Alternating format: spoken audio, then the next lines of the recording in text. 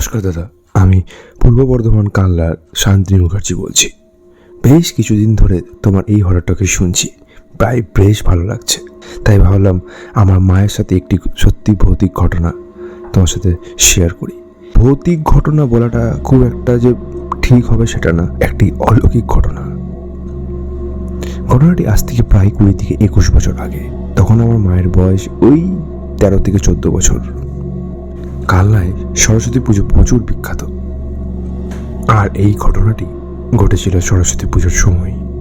আমার মামার বাড়ি কালনাতেই, কালনার একটি ছোট্ট গ্রামে, ওই কালনার ভেতর দিক দিয়ে একটু। সেই গ্রামের মানুষরা এত ভালোভাবে একে অপরের সাথে মিশত যেন দেখে মনে হয় গোটা গ্রামটাই একটি পরিবার।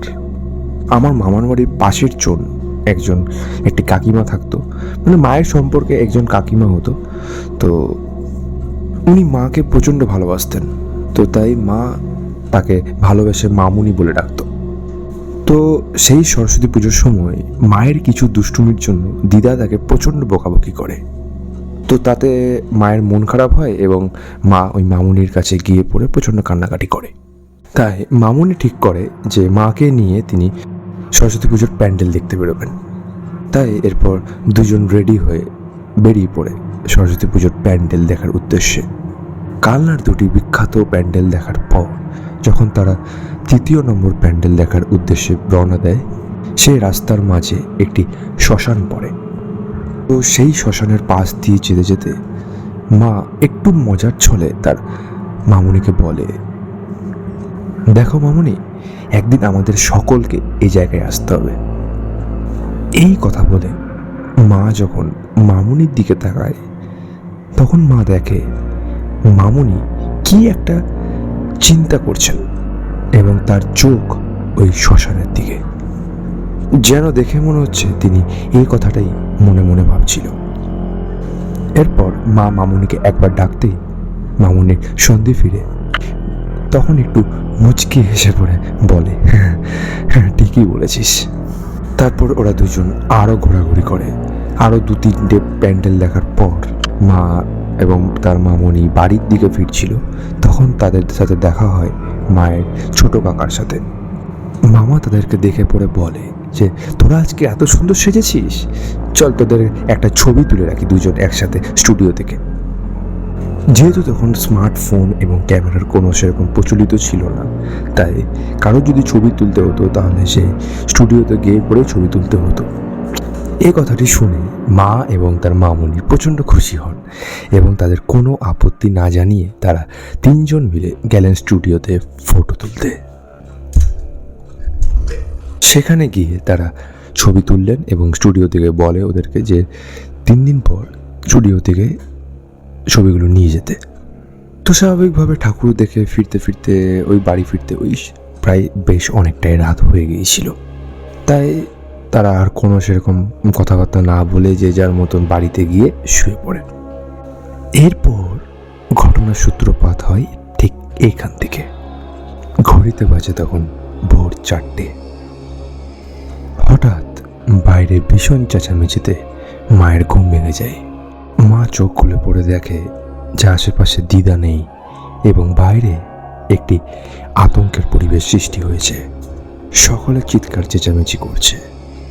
মা ছুটে বাইরে যায়। বাইরে গিয়ে মা দেখে পাশের বাড়ির মামুনি বিষ খেয়ে আত্মহত্যা করেছেন। মামুনি আগেও পারিবারিক সমস্যার জন্য আত্মহত্যা করার চেষ্টা করেছিল, কিন্তু তখন তার ছেলে তাকে দেখে নিয়েছিল, তাই সেকালের মতন বেঁচে গিয়েছিল। কিন্তু এবারে ব্যাপারটা সেরকম না। তো মা মামুনির সামনে গিয়ে দেখলো মামুনির মুখ দিয়ে সমানে ফেনা বেরোচ্ছে। ব্যথায় যন্ত্রণায় মহিলাটি ছটফট করছে এবং সমানে চিৎকার চেঁচামেচি করছে। তাকে কিছুতেই ধরে রাখা যাচ্ছে না। বাইরে থেকে কাঁচা ডিম এনে তাকে খাইয়ে দেওয়া হয় যাতে সে বমি করে বিষটা উগলে যায়, কিন্তু তাতেও কোনো লাভ হচ্ছে না। খুব দেরি হয়ে গিয়েছে। তারপর তাকে হাসপাতাল নিয়ে যাওয়া হয়। সেদিন দুপুর 2টোর সময় জানা যায় মামুনি আর বেঁচে নেই, মামুনি মারা গেছেন। এই ঘটনার পর মা খুব ভেঙে পড়েন। এই কিছুক্ষণ আগে মা মামুনিকে বললেন আমাদেরকে তো শ্মশানেই আসতে হবে, আর তারা একসাথে স্টুডিওতে ফটো তুললেন। বিশ্বাসই হচ্ছে না পাশের মানুষটি আর নেই আমাদের মধ্যে। এই জিনিসটা কিছুতেই মানা যাচ্ছে না। এমনি করে বেশ কয়েকদিন কেটে যায়। মা রাতে ঘুমোতে পারত না। চোখ বন্ধ করলেই চোখের সামনে মামুনির মুখটা ভেসে আসতো। এরপর মা তার কাকাকে বলল যে স্টুডিওতে তোলা তার এবং তার মামুনির শেষ ফটোগুলো স্টুডিও থেকে নিয়ে আসতে। তো মায়ের কথা মতন কাকা যখন স্টুডিওতে গিয়ে পড়ে ফটোগুলো আনতে যায়, তখন স্টুডিওর লোকটি কাকাকে বলে খুব আশ্চর্যজনকভাবে একটি ছবিও তাদের কাছে নেই। সারা স্টুডিওতে তন্ন তন্ন করে খোঁজা হলো সেদিনের রাতের ছবিগুলো, কিন্তু ওই দিনের রাতের ছবি কোথাও নেই স্টুডিওর মধ্যে। যেন খুব অদ্ভুতভাবে ছবিগুলো অদৃশ্য হয়ে গিয়েছে। যেহেতু স্টুডিও থেকে একটি ছবিও পাওয়া যায়নি, তাই স্টুডিও থেকে সমস্ত পুরো টাকাটাই ফেরত দেওয়া হয়। কিন্তু এই জিনিসটা ভেবে সকলে অবাক হয়ে যায় যে ছবিগুলো গেল কোথায়। স্টুডিওর দাদাও অবাক হয়ে যায় যে আজ অবধি এমনি ঘটনা তাদের সাথে কোনো দিন ঘটেনি। এরপর আস্তে আস্তে দিন কেটে যায়, মামুনির সাধ্য সৃষ্টি করা হয় এবং সকলে আস্তে আস্তে ব্যাপারটি ভুলে যায়। কিন্তু তবে আজও একটি প্রশ্ন মায়ের মাথায় থেকে গিয়েছে যে ওই দিনের রাতের স্টুডিও ছবিগুলো কোথায়। ইনফ্যাক্ট মায়ের কাছ থেকে শোনা আমাদের সকলের মাথায় এই একই প্রশ্ন ঘুরপাক করছে যে ছবিটা গেল কোথায়। এই ছিল দাদা আমার মায়ের ছোটবেলার একটি গল্প বা ঘটনা। তুমি এটা প্লিজ প্লিজ আমাদের এই হররটা কিছু শুনিও, শোনার খুব অপেক্ষায় রইলাম। আমার মাও খুব খুশি হবে তোমার গলায় আমাদের এই হররটা কিছু শুনে, শোনার অপেক্ষায় রইলাম। থ্যাংক ইউ দাদা। কি অদ্ভুত একটি ঘটনা না? আমাদের কাছের মানুষ চলে যাওয়ার থেকে হঠাৎ করে কারো চলে যাওয়া তার থেকে দ্বিগুণ দুঃখ দেয় আমাদের মধ্যে। কারণ আমরা বারবার একটি কথা বলি যে ওনার তো এখন যাওয়ার সময় ছিল না। আমরা খুব অবাক হয়ে যাই যখন আমাদের কাছের কোনো মানুষ হঠাৎ করে কোনো একদিন আমাদের ছেড়ে চলে যায়। আমরা কিছুতেই মানতে পারি না, বিশ্বাস করতে পারি না। কিন্তু আস্তে আস্তে আমরা জিনিসটি তখন ধাতস্থ হয়ে যখন আমাদের আস্তে আস্তে মেনে নিতে হবে সিচুয়েশনটাকে, আমরা অভ্যস্ত হয়ে পড়ি। সমানে দু চোখ পেয়ে জল বেরোতে থাকে, কিন্তু সিচুয়েশনটা আমাদের মেনে নিতে হয়। কাছের মানুষ চলে যাওয়া কি সেটা যার চলে যায় সেই বুঝতে পারে। যাই হোক, বেশি ইমোশনাল হয়ে পড়ছি গাইস। ঘটনাটি ভালো লাগলে প্লিজ লাইক করো, শেয়ার করো এবং হরর টকিজ চ্যানেলকে সাবস্ক্রাইব করতে ভুলো না। আমি বেশ 2-3টি এপিসোড ধরে দেখছি যে হরর টকিজে কিন্তু ভিউজ আগের থেকে তুলনামূলক অনেকটাই কমে গিয়েছে। কি হঠাৎ আমি এটা বুঝতে পারছি না যে এত এনগেজমেন্ট কমলো কী করে।